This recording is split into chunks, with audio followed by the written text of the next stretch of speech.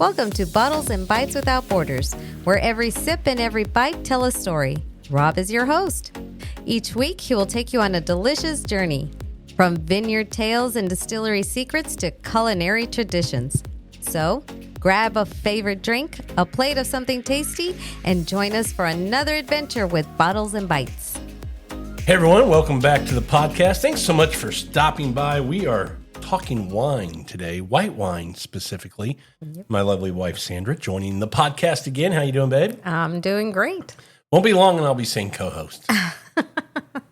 You're on here so much now. My goodness. And always asking, can I come on? Can I come on? Now you like it. Not true? No. No. Well, we are talking white wines today, and we are going to do a top 5 of our, let's just call it our favorite white wines we've been drinking and want to drink more of. You know, that we've found or been exposed to, or something that just kind of wowed us, and we go, all right, that's good. I want to drink more of that. So we're putting together our top 5 white wines that meet that kind of criteria. Yep. All right, white wines. Better than red wines? Yes. A lot better? Well, I wouldn't say a lot better.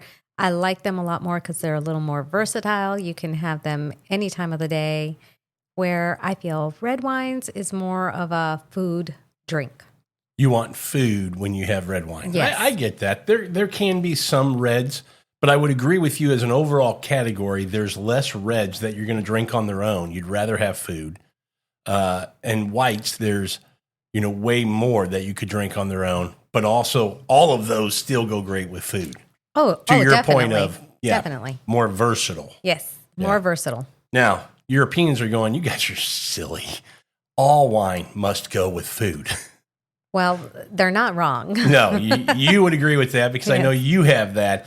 If we're going to have a glass of wine, let's have some. I think you might be more Spanish than Mexican with that kind of mentality. You got to have a little bite with your food. Well, I don't know if that would be true. It's a joke. I'm like, where are you going with that? Just because you like wine with food, it's a European thing. I'm trying to, shift you to being from Spain versus Mexico, which you could have that Spanish blood in you. Well, I could, but in Mexico, if I'm going to be eating Mexican food, I'll probably be having a margarita, a paloma, or something like that. Fair enough. Fair enough. Different type of drink.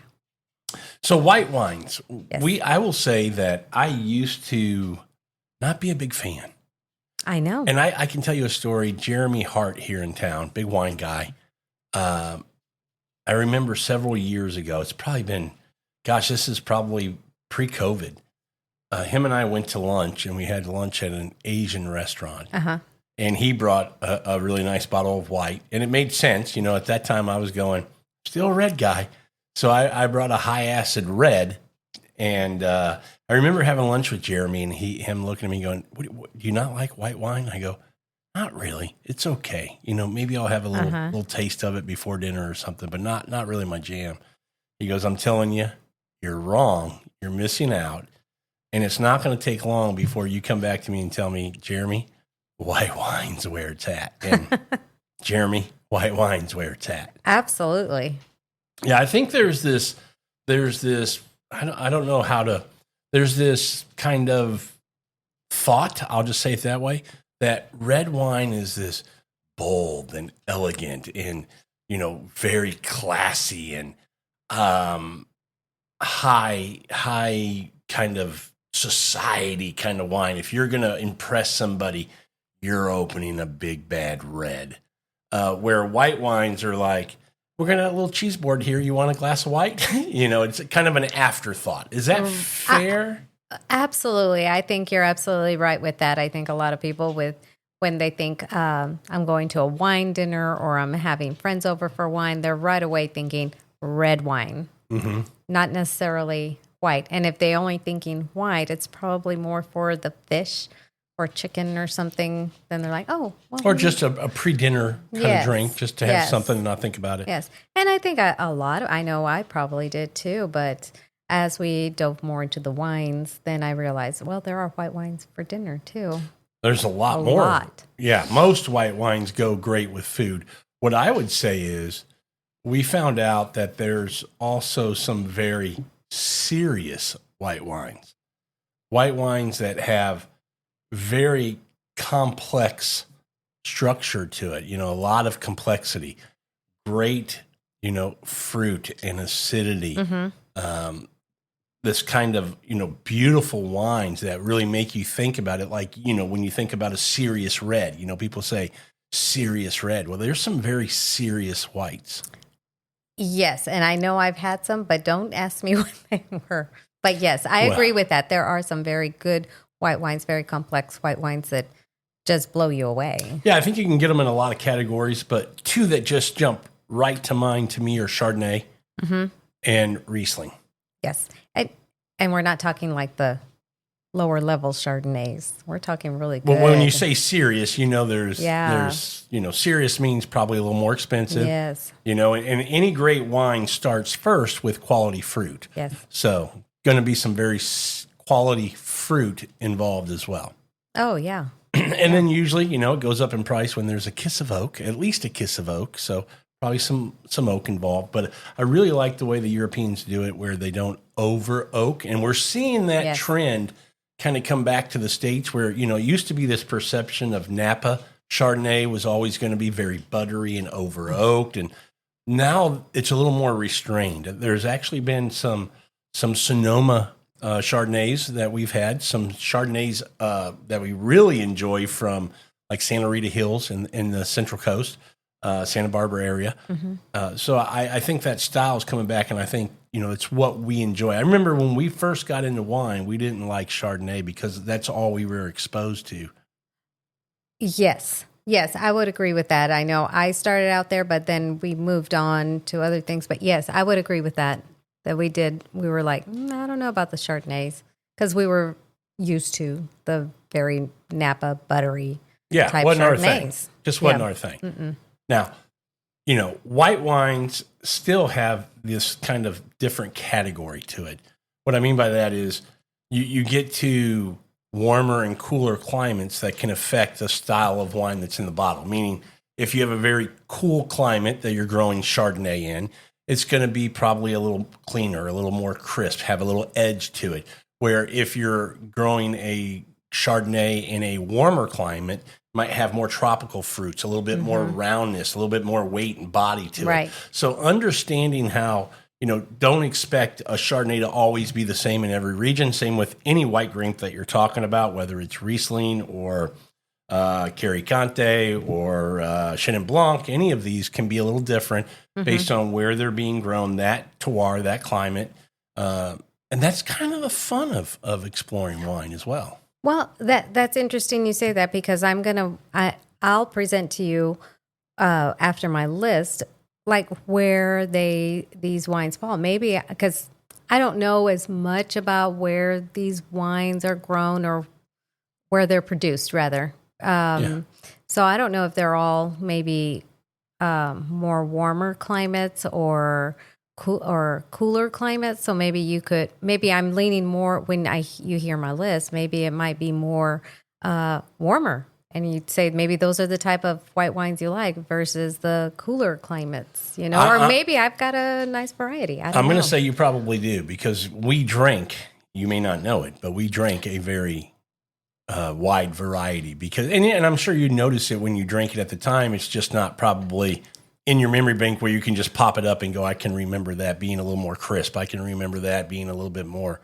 round, or having some mallow to it where it had this weight and this kind of creaminess to it. I would agree with that. Yeah. Yep. I will tell you, yes, I did like that one, or no, that wasn't really what I liked. Yeah. Or I maybe liked it at the time. But it's not very often that you say, no, I don't like that one. That is true. It does happen once in a while, but not very often. No, not very often. I will say maybe that might happen a little bit more with the reds than I think with the whites. Yeah, I would agree with that. I think that's probably true. Okay, as we get into our list, I took the approach of, what do I think listeners, might not be as aware of as being a great wine they should try? So, like, could I have said Chablis Yeah, of course. I will always love, and if I had to put my absolute favorite white wines on a list, Chablis would be there. Mm-hmm. But these are my top 5 wines I enjoy drinking right now that I've kind of discovered, Okay. and I think need to be kind of promoted a little bit more, presented to the people to go, if you haven't tried this grape from this region, you need to. Okay. How about your approach? It's what I like. It's what you remember? It's what I remember that I know that I like.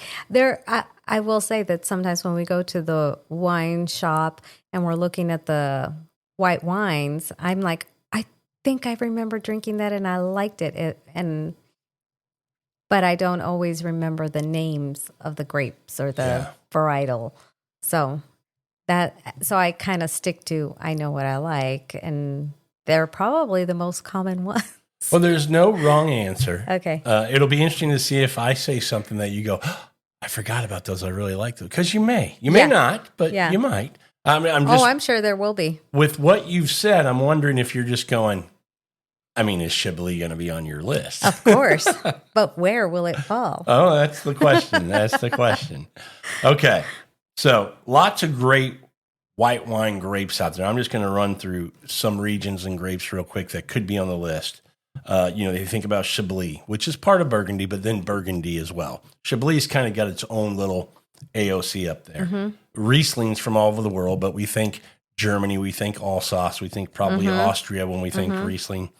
Chenin Blanc, Albarino, Etna Rosso. Not Etna Rosso, Etna Bianco. Simeon is a great grape that we've been enjoying. Sancerre, Suave Classico, Pinot Gris, Pinot Grigio, Fiano, Gavi, Arnis, Pecorino. There's all kinds of white wines that are just Gruner Veltliner. Yep. Beautiful, beautiful wines. So the world of white wine, my point in saying this, I'm just rambling off a few. There's thousands. Oh, yeah. And what makes white wine drinking fun for me is to get to countries where, just like red wines, when you think about the world of winemaking when it relates to red wine, you think the Bordeaux varieties, right? Cabernet, Merlot, Cab Franc, all Malbec. And then you start thinking Pinot Noir, you think Syrah, right? These kind, you might think Zinfandel a little bit. These are what you think are the kind of the king of the reds. Forgetting that there's some other great grapes. And the list of great grapes for the reds or other ones besides them, they're long, but not as many as you can get into with whites. For example, if you think Italy, your first thought would be red wines, right? Oh, definitely. You're going to think Chiantis, you're going to think Brunellos, you're going to think Barolos and Barbarescos, all this kind of stuff from Italy. But they make way more white wine than they do red wine. Oh. And they have so many indigenous varieties. A lot of the last ones that I mentioned, Fiano, Gavi, Arnis, Pecorino. You say all those, and now they're all coming back to me. Yeah, Pinot Grigio, Suave Classico. All these are white grapes that are indigenous to Italy. So I just say that to say, such a huge world to explore and enjoy. And if you're into wine and drinking wine at all, that's what you should be doing, exploring. Well, I do know some of the wine dinners that we go to, and they do present a white wine at times. That's one that I'm like, oh, I want some more of that. Yeah. Or it's like, okay. Yeah. But I'll drink it if you pour it for me, but don't need to buy a bottle. Right. Yeah. But that's what I like about white wines, because you can just sit and drink it any time of the day, or any time of the day? Well, it depends. Any time of the year, you can have it and you don't need food. Yeah. You can just sit out with your friends on the back porch and pour yourself a glass of white wine. Never heard you call it a porch. Or patio. That's what I'm used to. I know. But you know what? Because I was thinking Nebraska? No, because you hear a lot of people say they're just a porch pounder. Oh, okay. Well, that makes sense then. Yeah. That clears it right up. All right. 5 to 4. Okay. Is that how you did it? You kind of put your top 5 kind of in a ranking style order? Yes. I did. Okay. Yes. And ladies first, because last time I went first. Okay. Lead the way. So, but to set the rules, if I have one that's on your list then we'll wait till you get to yours or vice versa. When we meet. Yeah. Okay. Okay. So my number 5 was a Chenin Blanc. It's on my list. It is. Okay. Can't believe you have that at 5. Yeah. Wow. I do. I like a Chenin Blanc. Yeah, I know, but at 5.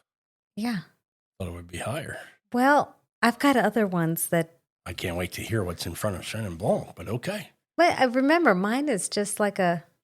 I asked you if you ranked them. I did, okay, but mine are so like it's a basic. 5. But okay, because there's one that I do like more. Okay. Is it number 4? No. Okay. What? It has to be because it's in front of number 5. Well, I guess so. Okay.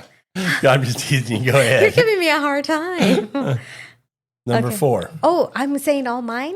Well, because we got to keep I thought we were going to go 4. Oh, you want me to do my 5 then? Yeah. Okay, so we'll wait to talk to mine. Yeah. Okay, gotcha. So just for clarification, it's your turn. You said number 5. It's on my list. We're going to wait to cover that when I hit it in my order. Correct. I'll go to my number 5. Yes.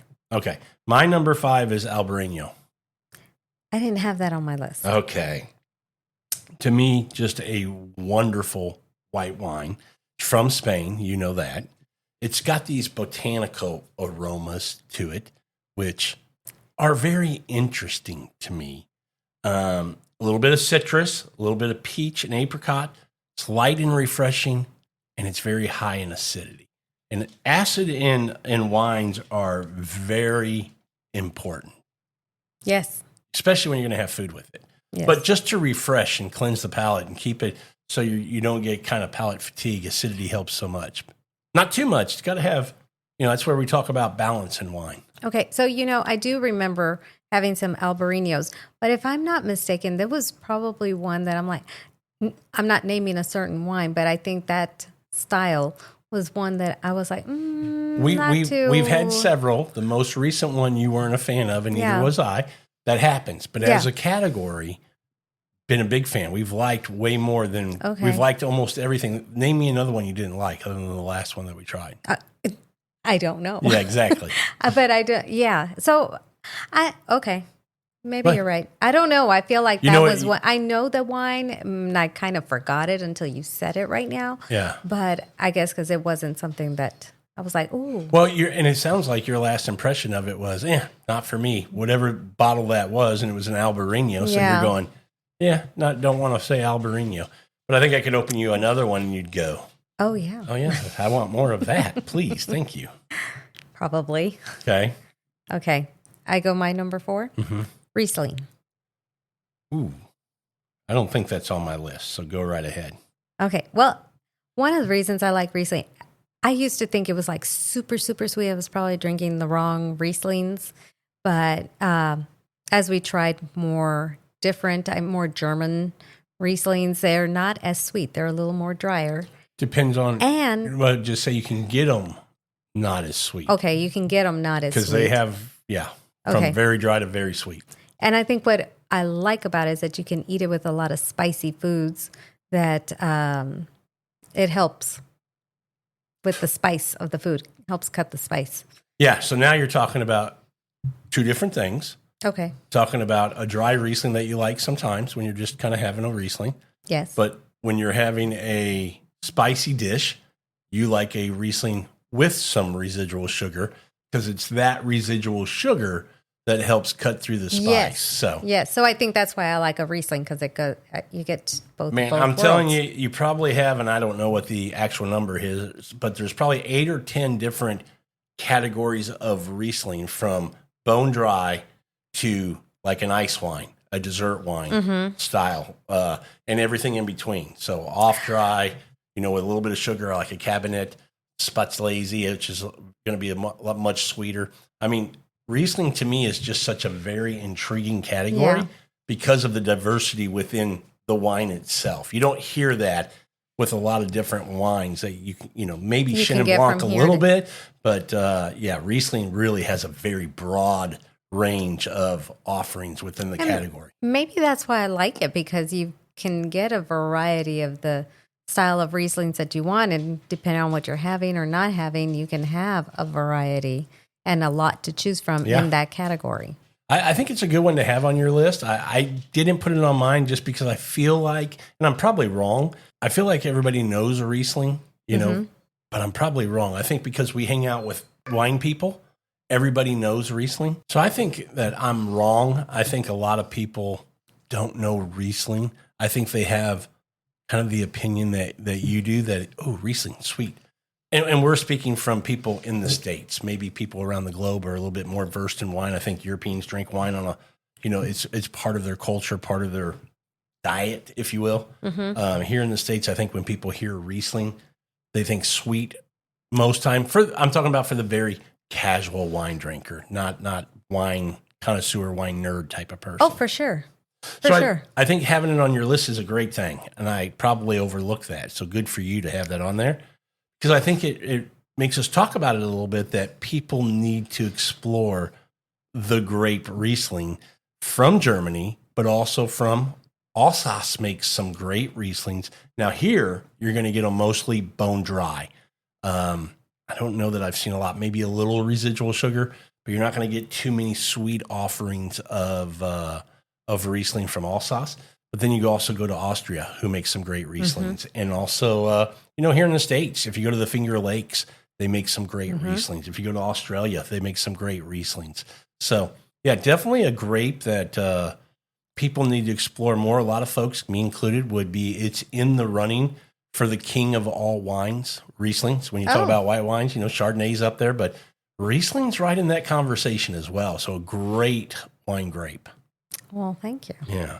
I don't think any of mine are going to be on your list. Probably not. Other than the Chenin Blanc that you said. But number 4 for me, Fiano. Fiano? I know I've had Fiano. You've had a lot of Fiano. Yes, I have. Yeah. Where's it from? Italy. Yeah. If you just say Italy, you're probably going to be right, 80% of the time. Is it like in the northern part? No, it's on the southern. Campania, down south. Okay. Yeah. So you're going to get citrus blossoms. You're going to get honey, tropical fruits, some nuts like almonds and hazelnut. It's in Campania. It has medium acidity. It develops richer and more complex flavors with its age. And it's a white wine that people can age for a little bit. You've had it a handful of times, and you go, this is amazing. You remember, I don't know if you remember, Rip and Tracy when we took them to Vinsanto, and we opened a Fiano when we got a bottle there. And they were like, what in the world is this? Yeah, I do remember. Yeah. Yes, I do remember. Great wine. I do like that. Yeah, I think our lists are going to be very different. which is great. That means we cover a wider number of grapes and white wines. And again, my approach was, I want to talk about like Fiano. And it may not be the easiest grape, wine to find, but go search it out. You're not going to find it in a grocery store. Go look. A big box store like a Total Wine or a Specs or a Bevmo or something like that would have it. But also, I know for a fact if you're living in any size town that has a good population and you have a specialty wine shop or a boutique wine shop, they're more than likely going to have an offering or be able to get, bottles like this. So Fiano would be one I would go search out for sure. Well, mine will be able to find in a Which big one? buckshop. This next one? All of them. All of them. Nothing wrong with that. No. They're going to make it easy for the people. I'm going to make them work. You're going to make them work, make it easy for them. Yes, I am. Okay. So we're on to number 3? Number 3. Okay. You want to go again or you want me to come back with mine? Snake.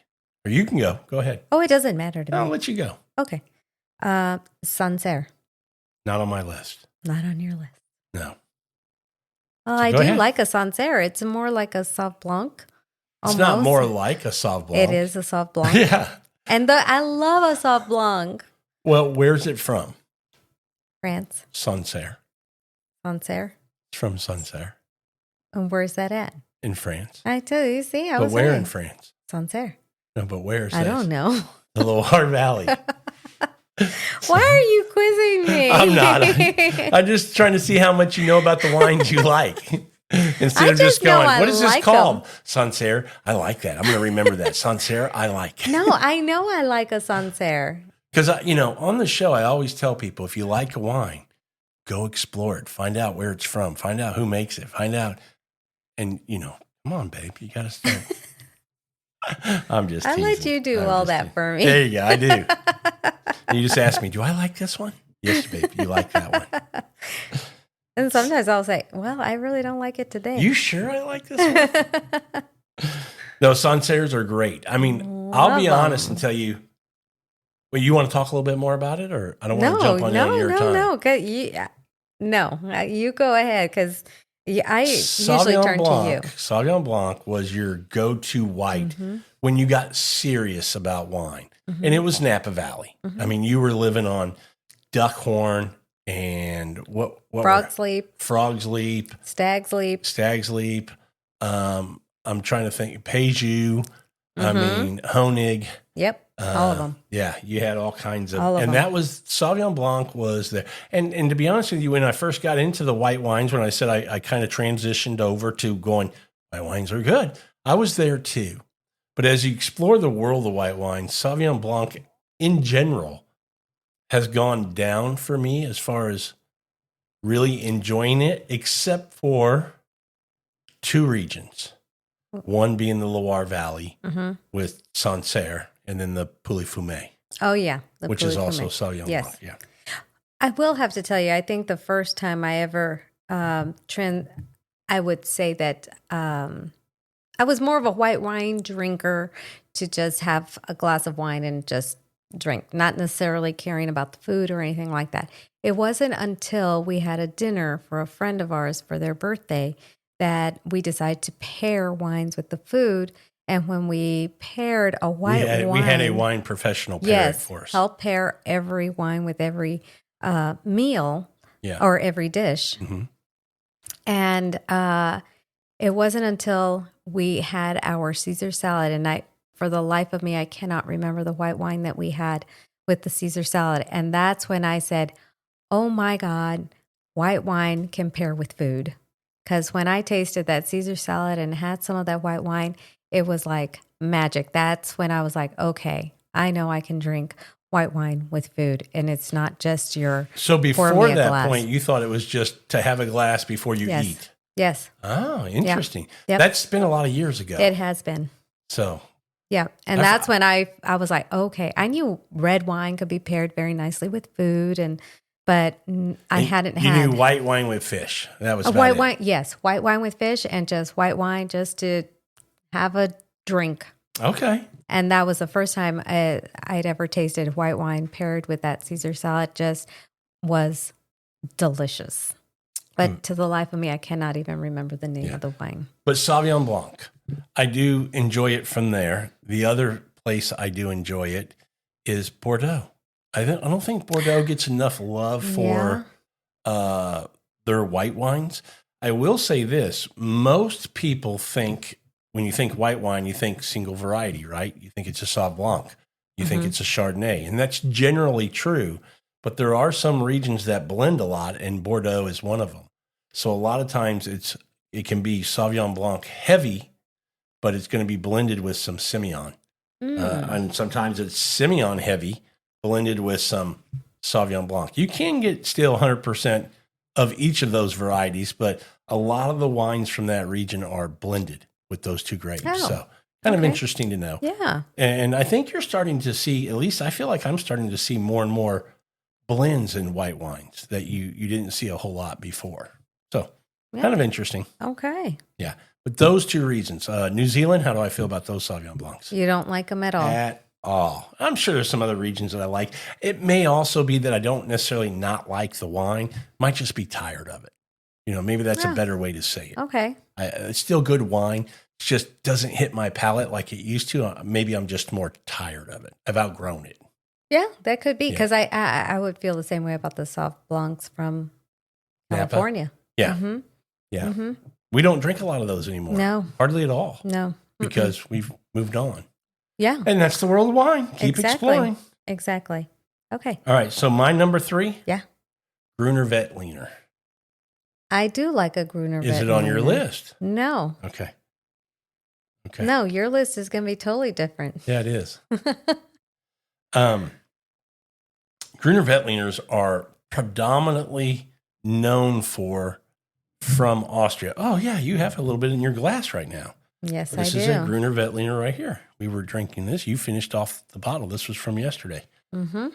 So, yeah, we love a Gruner Veltliner. Very aromatic wine. Yes. I think you get a lot of lemon and lime, citrus on there, some grapefruit. It can be a little herbaceous. You can get a little bit of white pepper on it. It has high acidity. It's usually bone dry. You don't usually find any residual sugar on it. Mm-hmm. And you can get variations of light and zesty, but you can also get some with a little bit of weight and a little bit of body to them. So I do enjoy it. fun wine. Yes. And having where you're not getting the same thing every time in the bottle, where you can go it like light and zesty, refreshing to something with a little bit more weight, a little bit more body, a little bit more roundness to it. Yeah.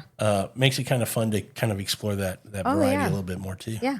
No, I do. I enjoy that a lot. That's really good. And Okay, I'll just tell you my number 2 before you go to yours mm-hmm. is the same as your number 5. Chenin Blanc. Okay. So go ahead and Tell me about tell them. What do you like about Chenin Blanc? Well, now you're putting me on the spot again. It tastes good. It tastes very good. Yeah. But I know it's a. You tell me. Oh. Where do you get Chenin Blanc from? Where's the 2 biggest places that we enjoy it from? Where was the bottle of Chenin Blanc from that we bought yesterday? Oh, geez. Am I really putting you on that? I can't even remember South what I had for Africa. lunch. South Africa. Oh, and then, that's right. He gave us a taste of that Chenin Blanc. Yes, yeah. that's right. And that was only a $20 bottle. And then you go back to Loire Valley. Yep. And that's where you're going to get. Those are the 2 regions. To me, I'm sure it's somewhere else, but when I think quality, not expensive, but quality Chenin Blancs, those are the 2 regions that I go to. Beautiful wines. Can have some residual sugar in them a lot of times, not always, but I mean, just a wonderful. Can be very mineral. Can have very nice fruit to them. Great balance, good acidity, great acidity. I mean, really good acidity. So it's just another fun wine to drink that just really makes you smile when you take a sip. Oh, I do. I remember when we went and I tried that yesterday from South Africa. It was like, oh, wow. Well, because I said, I want you to try that. You need to try that at South Africa because I've had it. I went to a South African tasting and I tried it. Oh. And I remembered the producer. So I said, hey, can she have a little sip of that? And you did. And I went, okay, let's take a bottle. That was pretty good, huh? Very good. And $20. I know. Well, and that's the other thing. Yeah. Prices. Doesn't have to kill you at the cash register. No. All right. So that's my number 2. Your number 2? Chablis. Okay. That was my number 2. To me, one of the great wine regions of the world. I know everybody's going to jump on Burgundy, and I get it. But, man, I like Chablis. I like a Chablis. And we even like Petit Chablis. Yes. Yeah. Yes. So what do you like about Chablis? It's like a Chardonnay. Yeah. It's a Chardonnay. It is a Chardonnay. But it's I don't know. I'm not trying to put you on the spot. I just didn't know if there's anything that comes. No, nothing in particular. I just know that I feel it's my substitute for a Chardonnay that I used to have in Napa, although it's not anything like that at all. But it's I found something better than the Chardonnay because I couldn't find anything here in the States that I liked Chardonnay wise. So once we tried the Chablis, I was like, wow, I really like that. And when you told me it's a Chardonnay, I was like, well, because there you go. When you think about the Chardonnays that we're typically drinking, we're down in the Macanaise, down in the Macon, which is in the southern part of Burgundy. Mm-hmm. So southern part, a little warmer, a little riper.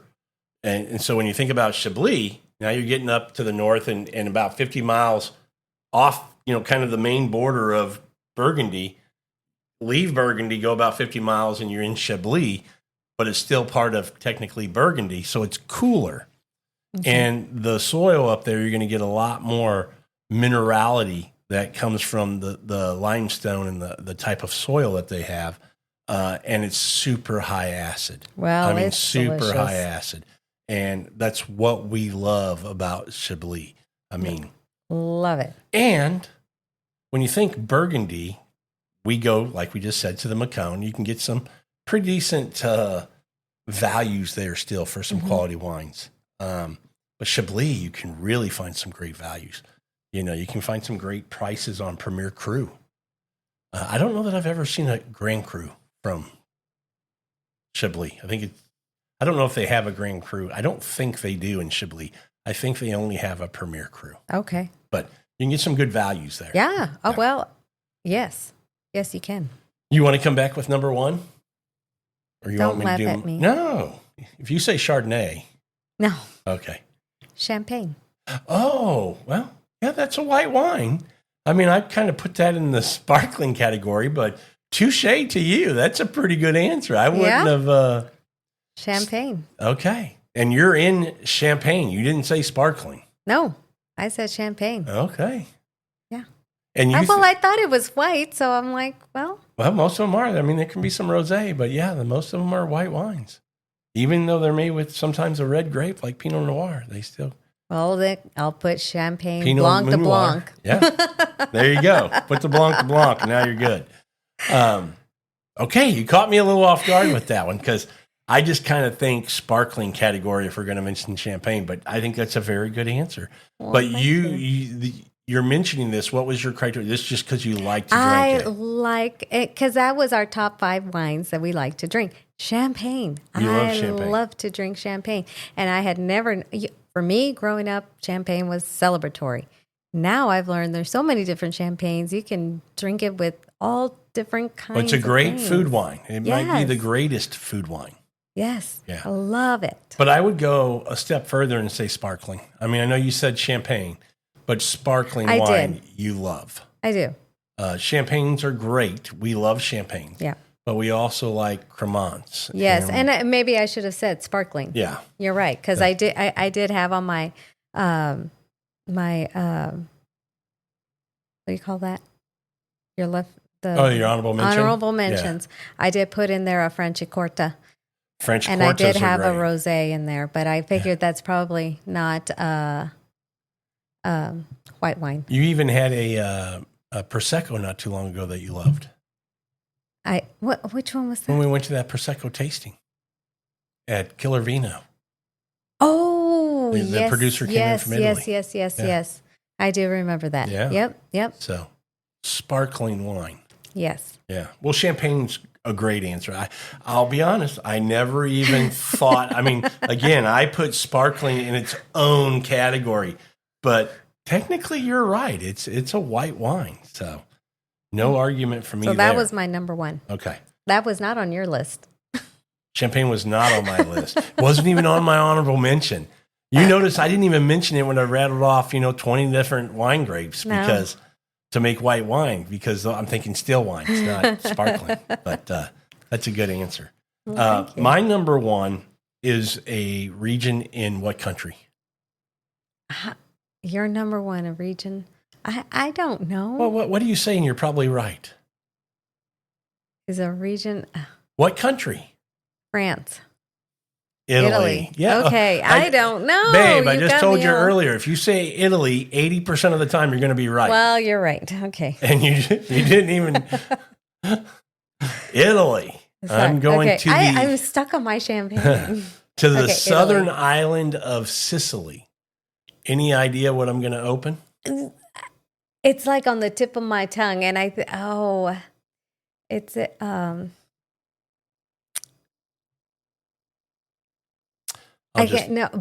Bianca Etna Bianco. Bingo. Good job, Sandra. Huh? Yeah, beautiful wines. Yeah. Love this wine region. Here's what I love. Really good. Every time I open one, because typically I'm opening the wine in our house, I'll pour you a glass, and I don't ever tell you, I don't get to play this game because you can't open a bottle. I mean, you know how, but you don't know which one. You don't want me to get in there. I open it for you, and you'll go, that's an Etna Bianco. I love those. And I go, yep, that's exactly what I don't know. Well, because I think it has some very distinctive kind of characteristics to it. It's on a volcano, an active volcano. So you're getting this volcanic kind of infusion into the vines, into the juice, what you get in the glass. So it's very mineral driven. It's a dry wine. Do you know what the grape is? Caricante. Oh, That's I the grape. know. So Etna Bianco is the region. Caricante is the grape. So they make wine from Caricante and other regions in Sicily, but you have to be on Mount Etna to be an Etna Bianco. Okay. And to me, the other Caricante versions are fine, but they don't stack up to Etna Biancos because you get that minerality from the soils of the volcano. You also get some elevation because they grow these vines up on the slopes of the volcano. And then you're going to get all kinds of, floral notes, some citrus notes. You get some salinity, from being right there by the ocean and everything. So coming from the volcanic terroir, Mount Etna's are banging. I mean, they're delicious wines. And you know this, I'm describing them, but every time I open one, you go, oh my God, that is so good. I mean, I love your reaction. I do. Every time I open one. You're absolutely right. And I didn't even dawn on me to even mention that because I'm just this is what I like. But yes, I do love a lot of times for me too, it takes some triggering to make me remember about wines and things because I don't always remember. So somebody will say something, then I'll go, oh, that's right. I remember that now. So sometimes it's just got to be a little trigger to it. But the other thing I love about it, it reminds me a little bit of Chablis when you think about Etna Bianco. Some of them, a lot of them, because of the minerality, but also the super high acidity. I mean, because you're in this cooler up on the slopes kind of climate, you get these diurnal temperatures that shift over the course of the evening. So you're in the Mediterranean there, high acidity and, great minerality. You get some flintiness to it, a little bit of smokiness to it, and just very complex, beautiful wines. And you know what? Yep. They get better with age. There's this thought, and it's a general rule, and it's typically right, that white wines you need to drink. Right. But there are a few exceptions. Yes. And Etna Bianco could be one of them. Oh, yeah. Chardonnays are a lot of times, some of them. Yeah. But it's got to be in a style, a quality where it's made to age. Right. And a lot of the nicer ones can. So Etna Bianco to me is a region that's up and underrated. Yeah, it's on my list. Yeah. Because of that. Yeah. Beautiful wines. And again, you may not find an Etna Bianco at a grocery store, but if you get into a big box store and you get into a specialty wine shop, you'll definitely find them. They're getting more and more popular, so they're going to get a little more expensive. But right now, you can get a solid one for $25, $30, and you can get a just blow your mind one for $45, $40. So people are going, you spend that much on white wine? Again, white wine, it's where it's at. Oh, yeah. Yeah. And a lot of people like it in today's world because it's lower in alcohol. Yes. Generally speaking. That's the main reason. A little more refreshing, not as heavy. Yep. You don't have to have food, to your point earlier. You don't. So a lot of reasons to be drinking white wine. Love it. All right. Well, that's a good one. We're going to jump to a few honorable mentions. That you said you had a few on yours. Yep. You want to? Well, I did have a Semillon. Great wine. Love it from Bordeaux. We love it from Australia. Makes some beautiful Semillons. Yep, Semillon. Okay. And that's like totally off the wall. So again, we were talking about white wines, right? And I went with the champagne. Not only did I guess I like sparkling really, because then I went with a Cremant. Yeah, I knew you liked sparkling. You've been into sparkling the last couple of years. Yeah. So those were maybe my other. I mentioned Franciacorta that I put on here, and the Semillon and the Cremant. Okay, those are good ones. Yep. I just did a couple more extra. I put on here Pinot Gris / Pinot Grigio, same grape. Italy, Pinot Grigio, France, and most parts of the other around the world, they call it Pinot Gris. To me, for the longest time, I thought, low level, low quality, not very complex. And for a lot of Pinot Grigios, that can be true. But we have come to find out in the last couple of years that there are styles of Pinot Gris and Pinot Grigio that are amazing wines, complex wines, delicious wines. When I think Pinot Grigio, I go right to Alta Adige up in Friuli, that region. I think Pinot Gris, we've been trying more and more from Alsace. Even Oregon, we've had a few that we go, those Pinot Gris are stunning. Well, we'll have to revisit because I don't You're remember not triggering those. with you? No. Okay. No, but the Friuli, yes. Yeah, Friuli. Friuli. Yeah. Yes. And then we'll go up north again in Italy. I told you spent a lot of time in Italy. Suave Classico. Yeah. Oh, yes. Do you remember that one? Yes. Yeah. That's yes. That's good. And then I'll give you a white wine that I think is an easy drinker up in the Piedmont. So Barolo Barbaresco, Roero Arnis, the Arnis grape. Yes. How much do we? Now, those they're not as high in acidity. To me, this is kind of when you said porch pounder, it's a very delicious wine, but it's not super complex. And you don't have to think a lot about it, but man, it tastes so freaking good. So. That's the one we went to that wine dinner or wine tasting, right? Yes. Yeah. I do remember Jeremy that. Parson? That was very good. That was the first time he poured that, and I think a lot of us love that. Yeah. And then if the last one I'll throw out as we wrap up this episode of our white wine grapes, going to Abruzzo. Does that trigger anything for you? A white wine? Lambrusque? No. I want to say Abruzzo. Go. Pecorino. Okay. You remember that wine? Or I not do really? remember that wine. I'm trying to remember what I thought of it. You liked it. I'm sure. You liked it a lot. I did. You said it tasted like cheese. Okay. No, I'm kidding. No, was I going to say like a manchego? No. Well, then I don't know. Pecorino. It's a cheese, I'm teasing. No. I was like, okay. No, it's a delicious wine. Has nothing to do with the cheese. Well, I didn't think it did. I thought maybe something triggered. Although I think the cheese is around there, or the sheep, or whatever. The Pecorino gets a sheep's cheese. I think they have a lot of sheep down there. Okay. And cheese comes from there, but it has nothing to do with the grape. Okay. So that region is that's fine. But you know how sometimes certain things I was just trigger? messing with you. Okay, well, don't do that. I'm sorry. Bad for me. Yes. I'll throw out last one from Italy. Gavi. What? Gavi Classico. Okay. You remember those? Yes, I do remember that. Trebbiano. Remember Trebbiano from Italy? Maybe I do. I'm going to have my wife drink more white wine. Well, does that bother you? No. Okay. Not at all. So we went through a lot of white wines. Yeah, we did. Anything that you are like, okay, I forgot about those and you want to try again? Some of the ones that I named. Well, I want to try that Trebbiano. Okay. Because I really don't remember that one. You don't remember that one? No. Okay. We'll try that. The name sounds familiar, but I don't remember. I want to get you to have a Fiano again. Okay. You remember so you can remember that. Okay. Albarino, we got to have you have again. Yeah. Yeah. You remember Gruner Veltliner. Yes, and I do remember Albarino, but that was one I feel like I was just like a touch and go with all the different ones that we've had. That's fair enough.